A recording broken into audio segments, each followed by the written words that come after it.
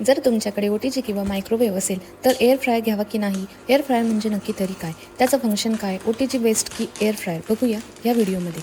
Air fryer म्हणजे एक स्वयंपाकघरातील उपकरण आहे जे गरम हवा वापरून पदार्थ तळते किंवा शिजवते, ज्यामुळे ते कुरकुरीत होतात पण कमी तेलात किंवा तेलाशिवाय बनतात. एअर फ्रायरमधील पदार्थ जलद, कमी कॅलरीमध्ये आणि कमीत कमी तेलात बनवण्यासाठी वापरले जाते. मी हा केन DG प्लस एअर फ्रायर घेतलेला आहे. ऑनलाईन घेतलाय. याची कॅपॅसिटी 4 लिटर आहे. सोबतच याचा डिजिटल डिस्प्ले आणि टच कंट्रोल पॅनल आहे. हाय टेम्परेचर सोबतच 6 प्रीसेट मेन्यू आहेत, जसे की chicken wings, samosa, frozen fruit, cake, pizza आणि फ्राईज. तर OTG म्हणजे ओव्हन, टोस्टर आणि ग्रिलर.